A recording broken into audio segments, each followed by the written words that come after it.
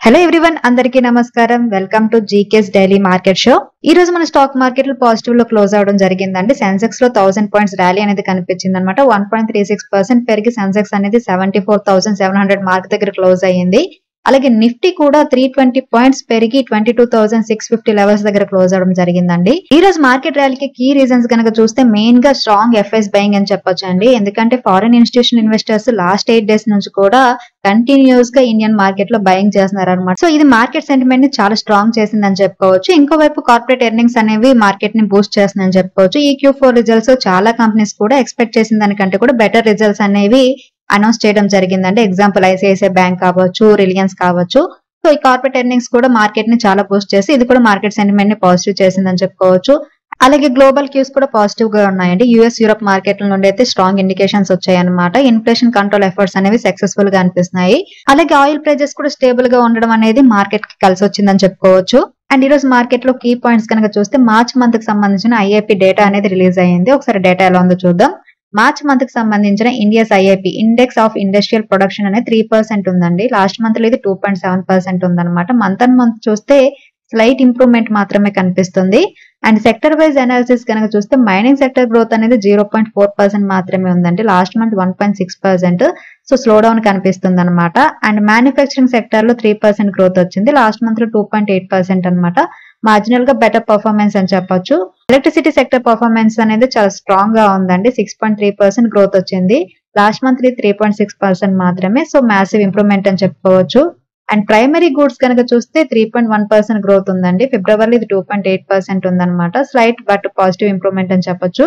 అలాగే capital goods sector అనేది slow down కనిపిస్తుందండి. 2.4% గ్రోత్ మాత్రమే ఉంది. లాస్ట్ మంత్ లో ఇది 8.2% రికార్డ్ చేసింది. అండ్ ఇన్ఫ్రాస్ట్రక్చర్ గూడ్స్ కనుక చూస్తే 8.8% గ్రోత్ అనేది ఉందండి. అండ్ లాస్ట్ మంత్ 6.8% అనమాట. సో గుడ్ బౌన్స్ అని చెప్పొచ్చు month on month. And consumer durables growth కనుక చూస్తే 6.6% అండి. లాస్ట్ మంత్ 3.7% మాత్రమే ఉంది. సో హయ్యర్ డిమాండ్ అయితే సిగ్నల్ చేస్తుంది అనమాట. అండ్ కన్జ్యూమర్ నాన్ డ్యూరబుల్స్ మాత్రం నెగిటివ్ ట్రెండ్ ని ఇండికేట్ చేస్తున్నాయి.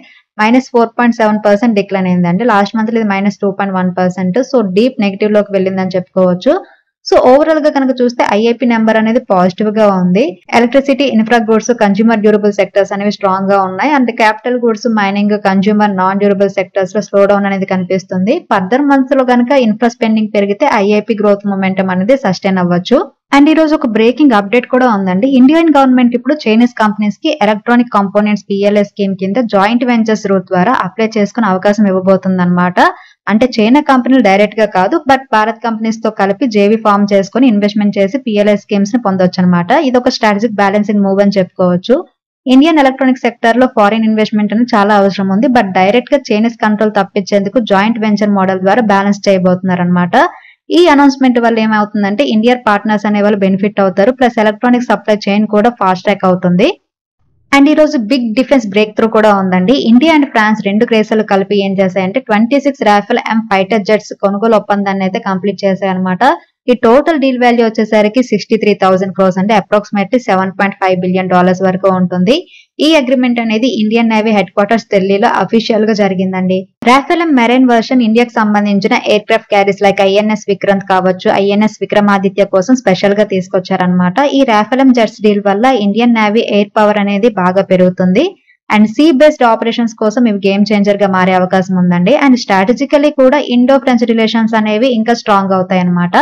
ఈ మూవ్మెంట్ వల్ల మనకేం అర్థం అవుతుందంటే ఇండియా అనేది మోడర్నైజింగ్ అలాగే స్ట్రెంథనింగ్ మ్యారిటైమ్ సెక్యూరిటీస్ మీద ఫోకస్ చేస్తుందని అర్థం చేసుకోవచ్చు.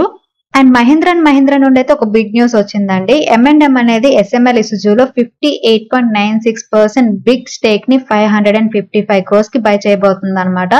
ఇందుకోసం M&M సుమితోమో కార్పొరేషన్ తో కలిపి షేర్ పర్చేజ్ అగ్రిమెంట్ ని కుదుర్చుకుందండి. 35.83 lakh షేర్స్ ని ఒక్కొక్క షేరు 1,550 రూపీస్ తో బై చేయాలని అనుకుంటున్నారనమాట. ఈ డీల్ పూర్తయిన వెంటనే SML ఇసుజు అనేది మహీంద్రా యొక్క సబ్సిడరీ అవుతుందండి.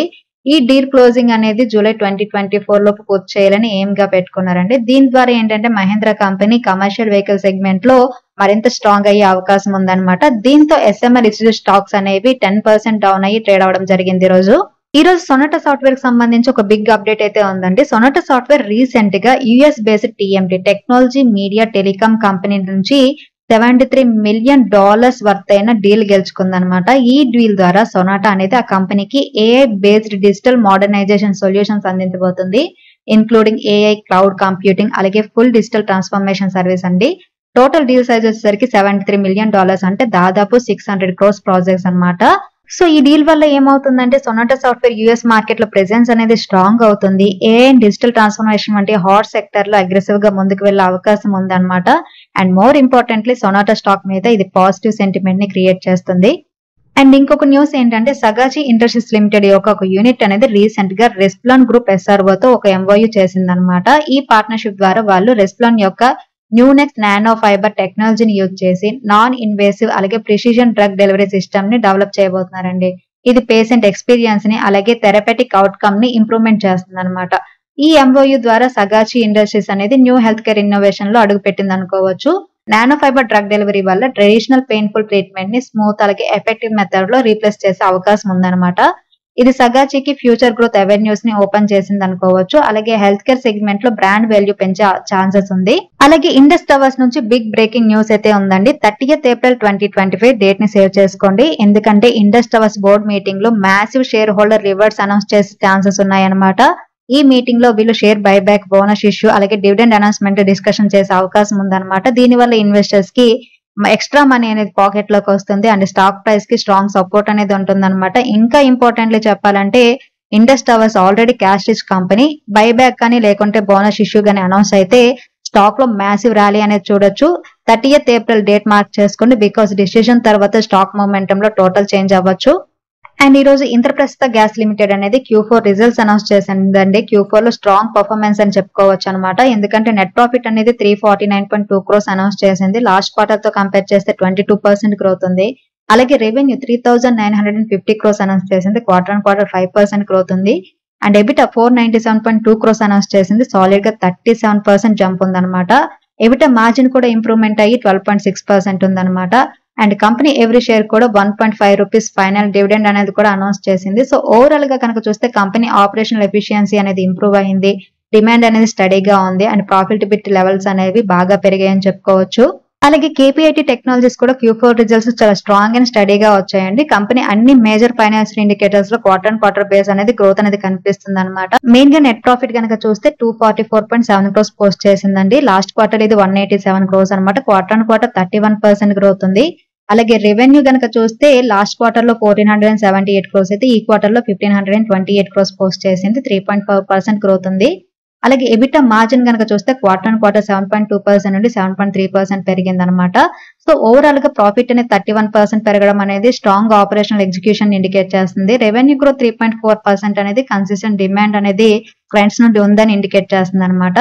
అండ్ ఎబిట్ మార్జిన్ అనేది స్లైట్ గెయిన్ అయింది. ఎఫిషియన్సీ స్ట్రాంగ్ గా మెయింటైన్ చేశారు. ఓవరాల్ గా study profitable growth with margin stability అని చెప్పొచ్చు. మార్జిన్స్ మెయింటైన్ అవ్వడం, ప్రాఫిట్ స్ట్రాంగ్ గ్రో అవ్వడం వలన స్టాక్ మీద అయితే పాజిటివ్ సెంటిమెంట్ ఉండే అవకాశం ఉందన్నమాట. Especially auto tech and engineering R&D space లో KPIT అనేది కంటిన్యూస్ గా లీడర్ గా ఉంది. And Aditya Birla Sun Life AMC నుంచి కూడా ఫ్రెష్ Q4 రిజల్ట్స్ అయితే వచ్చేసాయండి. నంబర్స్ అయితే అదిరిపోయాయి అనమాట. డివిడెండ్ కూడా బంపర్ గా అనౌన్స్ చేసింది. నెట్ ప్రాఫిట్ ఈ Q4 లో కనుక చూస్తే 228.08 crores వచ్చిందండి.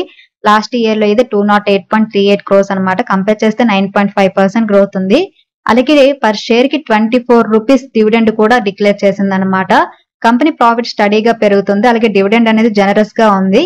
So Aditya Birla Sun Life AMC స్టడీగా వెల్త్ క్రియేట్ చేస్తుంది. Strong numbers plus bumper dividend equal to strong investor confidence అని చెప్పుకోవచ్చు.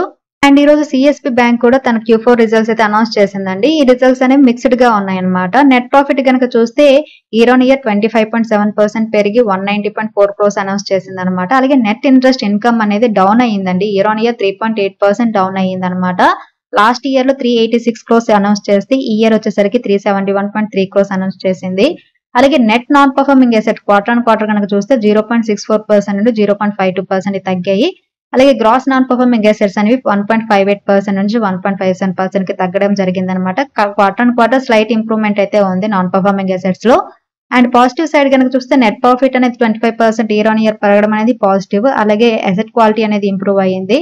నెగిటివ్ పాయింట్ ఏంటంటే నెట్ ఇంట్రెస్ట్ ఇన్కమ్ అనేది తగ్గడం అండి. ఇదేంటంటే ఇంట్రెస్ట్ మార్జిన్ మీద ప్రెజర్ అనేది ఇండికేట్ చేస్తుంది అనమాట. CSB Q4 లో ప్రాఫిటబిలిటీ అయితే బాగా ఇంప్రూవ్ అయింది. అసెట్ క్వాలిటీ కూడా స్టేబుల్ గా ఉంది. ఇది లాంగ్ టర్మ్ ప్రాస్పెక్టివ్ లో positive. But net interest income లో డ్రాప్ ఉండడం వల్ల కాషియస్ వ్యూ అనేది అవసరం అనమాట. ఓవరాల్ గా స్టాక్ కి షార్ట్ టర్మ్ పాజిటివ్ సెంటిమెంట్ ఉండొచ్చు, బట్ మార్జిన్ సస్టైనబిలిటీ ఫ్యూచర్ లో కీ రోల్ ప్లే చేసే అవకాశం ఉందన్నమాట. సో ఇవండి మార్కెట్ లో ఈ రోజు కీ పాయింట్స్. ఇది ఈ రోజు వీడియో. ఈ వీడియో కేవలం ఎడ్యుకేషన్ అండ్ ఇన్ఫర్మేషన్ పర్పస్ మాత్రమే చేసింది. Thank you for watching. Have a good day.